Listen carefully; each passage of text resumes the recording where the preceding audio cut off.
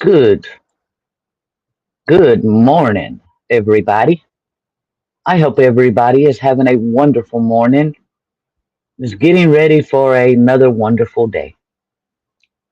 Um, this live, I came across this video from a creator that I follow, and I trust what he says. He is an attorney, um, and I wanted to share this with you because I work with a lot of creators, um, and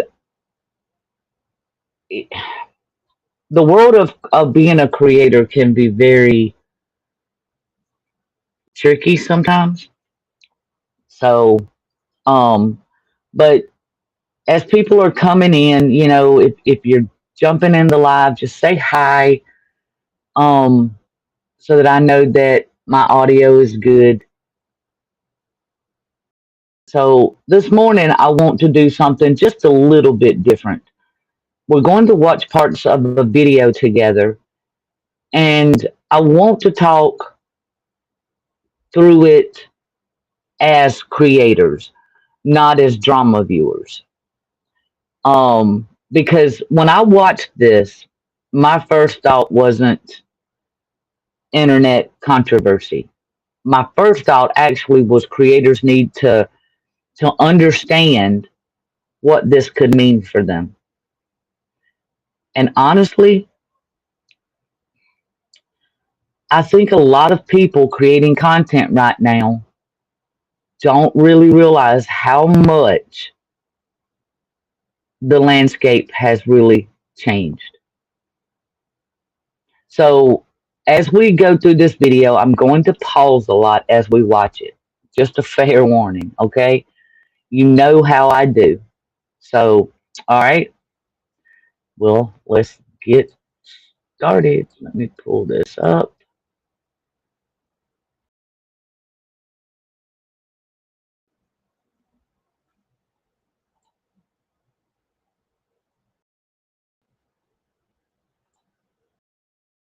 If you're cheating, you're not really an influencer. You're a prostitute. 12 seconds later. Aloe Yoga and 15 of its influencers are being sued in a $150 million false advertising class action lawsuit. Yeah,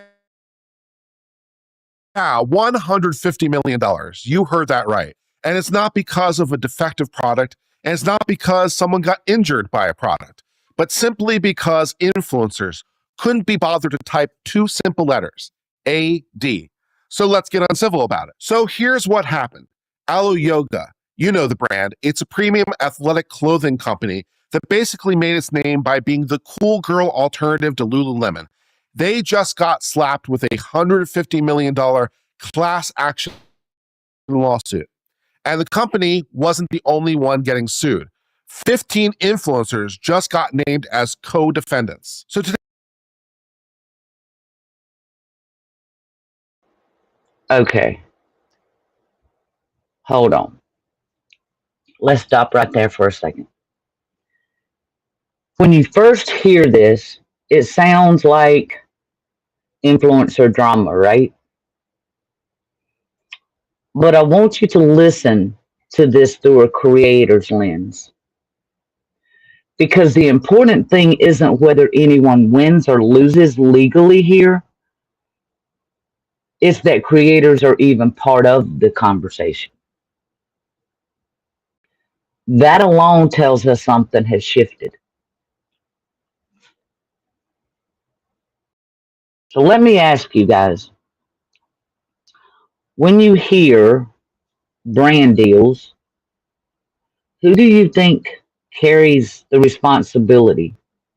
The brand or the creator who's talking about the product?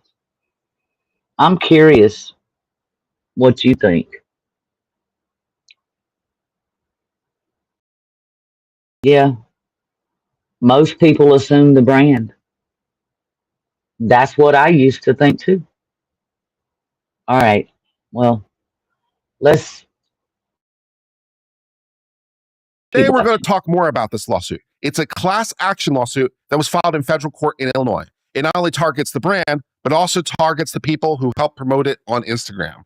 The allegation that Aloe and these influencers ran what amounts to be a coordinated deception campaign, paying creators to promote products while deliberately hiding the fact that those posts were ad. Now, for those of you who might not know, Aloe Yoga isn't some scrappy startup. They're a multi-billion-dollar-a-year company, and they went public. They have stores everywhere, and their entire marketing engine was built on one thing: influencers making you believe that real people genuinely loved their leggings. Well, it turns out that love had a price tag, and it turns out that they didn't want you to know about it. Now, here's where things get legally interesting, because this isn't a typical oops, you forgot the hashtag situation. Instead, the lawsuit alleges that Aloe and the influencers had an actual strategy and purposely avoided disclosures. Why? Because Instagram algorithm punishes posts that are flagged as ads. Well, this is where things get kind of interesting, because this is the part creators don't consciously notice that's happening. A company sends talking points, maybe even a script, maybe just guidelines. But it feels collaborative, right? Like you're just sharing something cool, right? But once it's posted, it becomes your statement, your platform, your audience. And honestly, I don't think most creators ever have a moment where they realize that shift just happened. It all still feels casual. You know what I mean? Have any of you in the chat ever done, affiliate links or gifted promos before? There's no judgment. I'm just curious.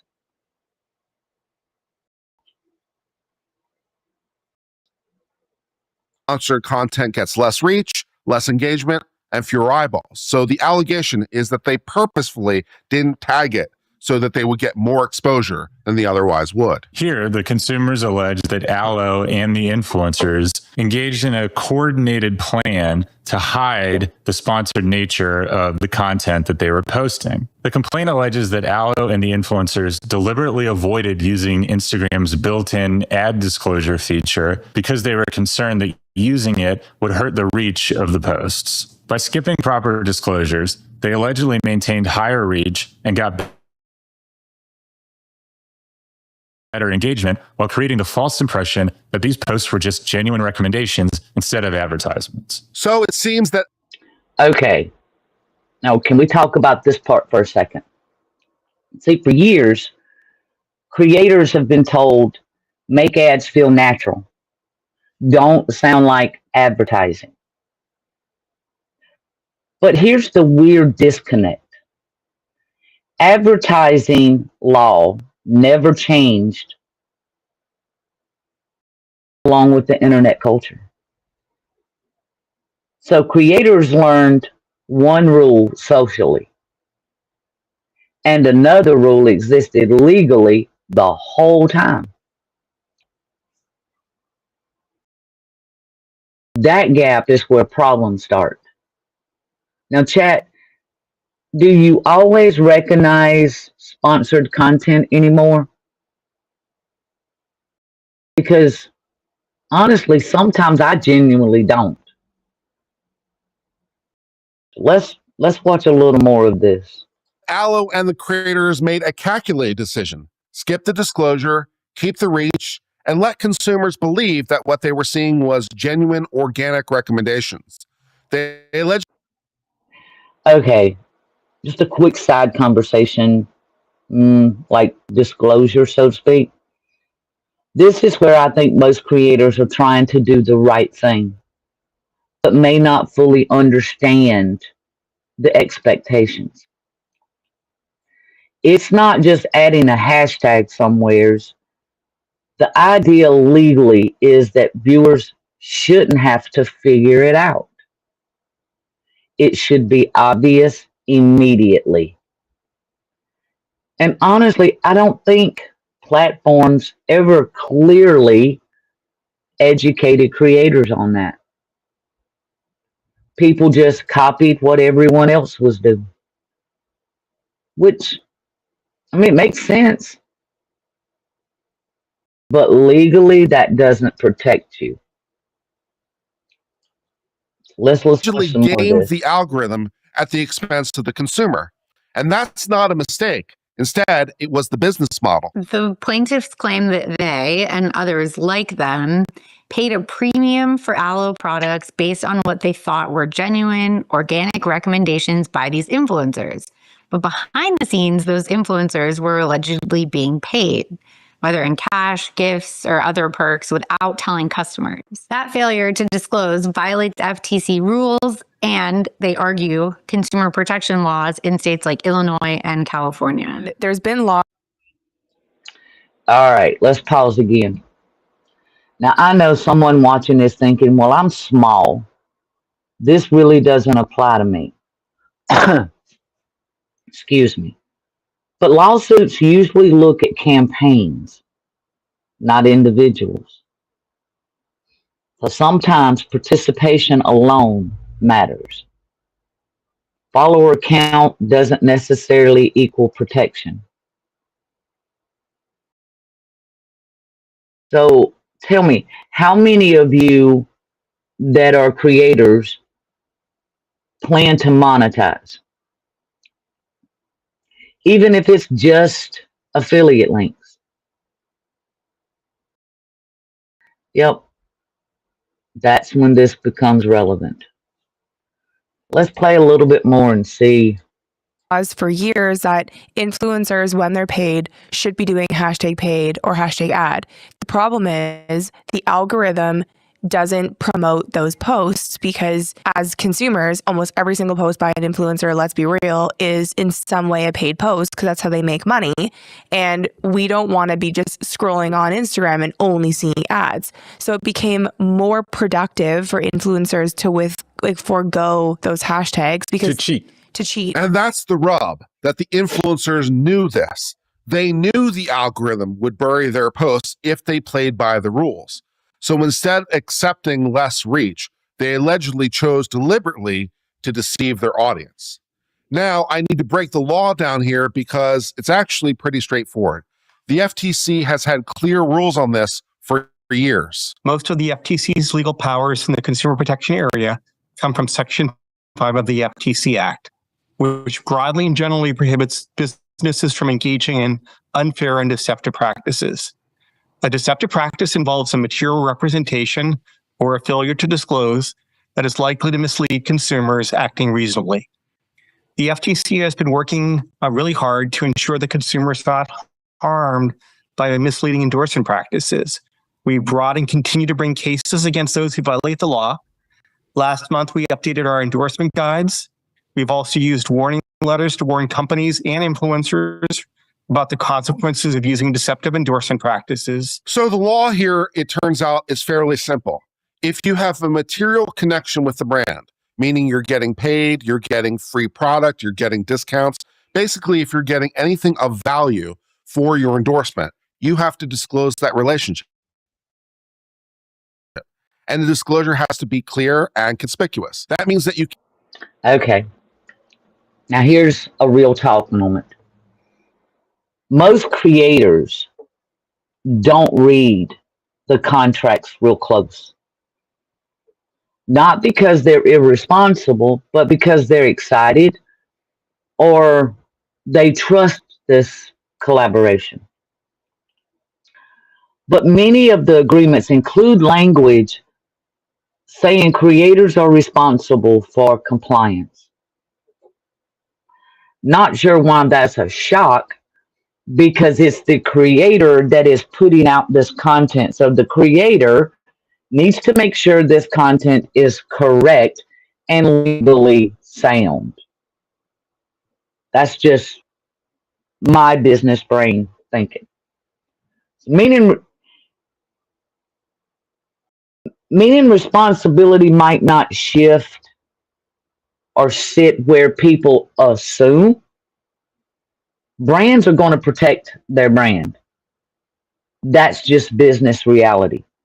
But creators need to understand the environment that they're stepping into.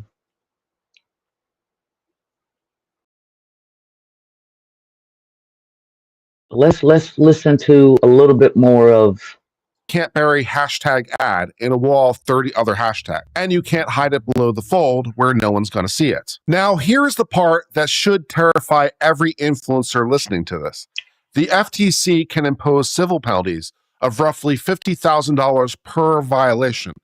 And by per violation, I mean per post. So for some influencers, that can really rack up the bills. You need to understand Per post. Per post.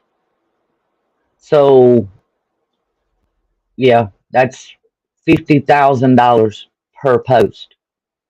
So if you do 2 posts, that's 100,000. You do 3, that's 150. Keep doing the math. That's a lot of money that creators are putting themselves on the hook for. Let's watch some more. one horrible, terrifying concept. The FTC can fine you for each individual violation. That means every single shady post, every buried hashtag could be its own $50,000 mistake. And trust me, it adds up ridiculously fast. So let's run through what might be a typical campaign. You've decided to post some ads without telling people that they're ads, and you're an influencer. So you've posted a couple different places. You've posted on Instagram, YouTube, Facebook, Twitter, and you've run a couple different posts on different sites. So let's say that you have 20 undisclosed posts in total. Well, that would mean that you're looking at $1 million in potential fines. And that's just the FTC. What we're seeing now, and this is a game changer, is that private plaintiffs' lawyers have figured out that they can bring class action lawsuits under state consumer protection laws for those very same violations. A few years ago, in an interview with Vox, I predicted that we would see crafty plaintiffs' lawyers try to make claims about these non-disclosure rules that could proceed as a class action. It would only take one case to get a favorable ruling in a federal court for many other similar cases to follow. And that's exactly what happened here. These lawyers got a favorable ruling early in a different case that was filed in Illinois over the same thing. And since then, they've filed about half a dozen of these, including the Aloe Yoga case. The same law firm that's behind the Aloe case has also filed cases against Revolve, Celsius, Shin, and several others. This isn't a one-off. This is a litigation strategy and one that is likely to spread. These lawyers have basically created a copy-paste template to sue brands and influencers who don't disclose, and plaintiffs' lawyers everywhere will probably look to it as an ability to sue on behalf of consumers. And let me be clear about something. Liability in this situation is shared. That means that the brand can't point at the influencer and says, that's their problem. And the influencer can't point at the brand and say, they told me not to disclose. Everyone would be on the hook, joint and severally. We no longer trusted influencers. So the title influencer was because you were influential, and because you were influential when you posted something as a regular person, I would buy it. Influencers stopped having influence because they were no longer focused on truly being influential. They were just pay to play. They were billboards. And that became annoying on the algorithm. So what blossomed and what bloomed was basically these nobodies that were invested in building up their community, and people would just buy what they were truly buying on Amazon and what they were truly like purchasing at Walmart or Target. And that became a big thing that brands started to chase. And then it became the same issue where now nobodies are like all over these ads and people are buying products, but the whole thing is just broken because it's all pay to play. Like everyone is just trying to buy for attention. Companies like... See? That's why, as creators and as influencers, we need to be very careful with the brand deals that we associate our brand with. Because if these companies don't want us to follow the laws, why should we put ourselves up to that level of liability? Let's listen to some more of what he has to say. Aloe leaned into this harder than anyone. Their whole brand identity was built around so-called real people, real recommendations, real lifestyle content. But when you're secretly paying people to pretend that your endorsement is organic, you've destroyed the very thing that gave your marketing power. You've turned authenticity into fraud, and the market is showing for it. And it's not just Aloe. Revolve, another fashion brand playing the same game, got hit with its own $50 million lawsuit. And somewhat ironically, their own annual report warned that this was coming. According to the LA Times, Revolve knew that they were in trouble though, and if things didn't change with influencers disclosing their ads, that they would probably be facing a lawsuit. The LA Times reported in its 2023 annual report, Revolve warned about the risk of litigation should its thousands of social media influencer partners fail to follow FTC guidelines. The LA Times also wrote, the lawsuit alleges that Revolve violated the Florida Deceptive Trade Practices Act, the Consumers Legal Remedy Act, and the Unlawful Business Practices Act, as well as consumer protection laws in more than 20 states. So you just gotta love that. Even Revolve saw it coming. They put it in their own SEC filings, and then apparently did nothing meaningful to stop it. They truly get what they deserve in this one.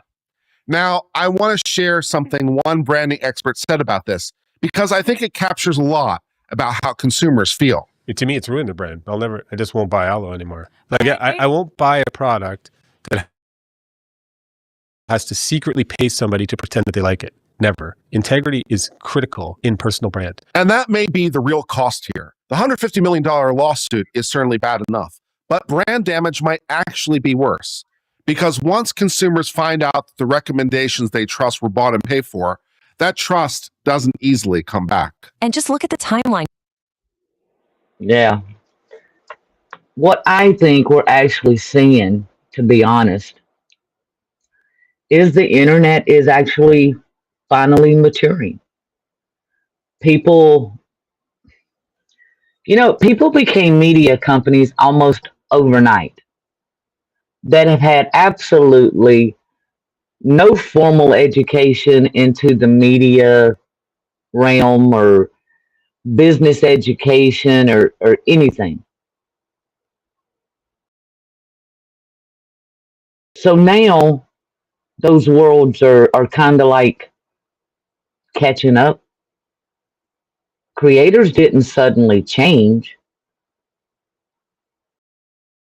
The expectations around creators did.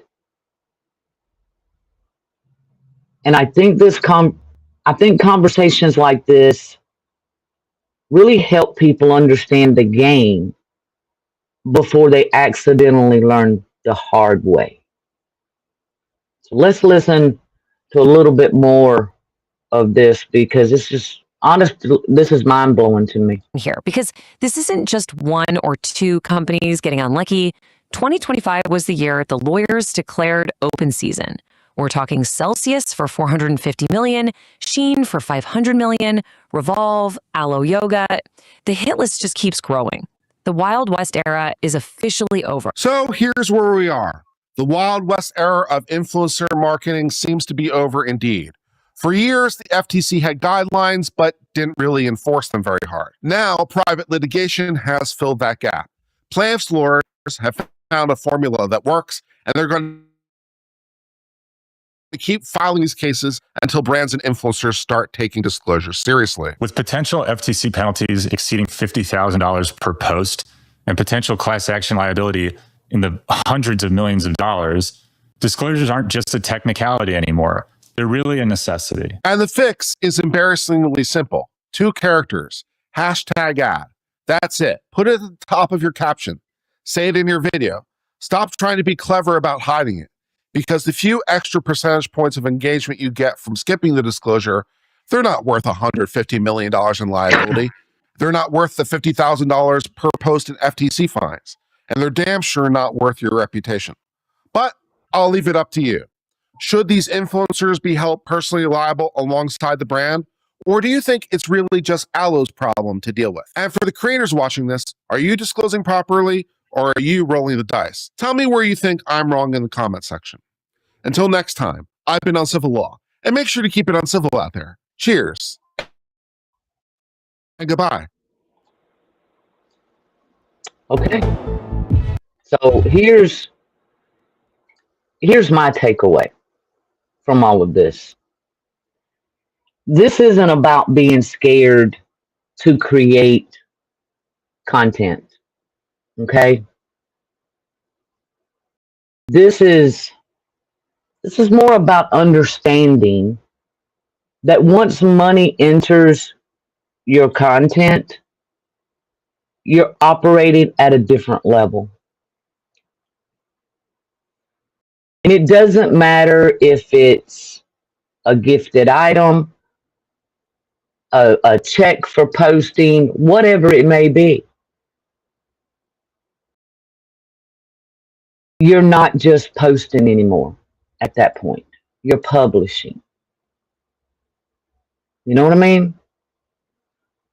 So if this helped you see things a little differently, share the stream with another creator.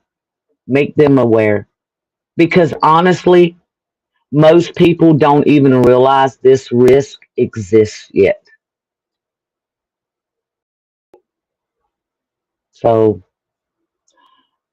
there's that, and I want to give a big round of applause to Uncivil Law for bringing this to our attention. And this isn't the only lawsuit that creators have been subject to. I have more videos that I'm going to be putting out to kind of air some of this so that people can be more aware, so we can protect ourselves as creators. So with that, I hope you guys have a wonderful day, and I so appreciate you joining me today. I'm going to get up and get busy. I've got a very busy day ahead of me.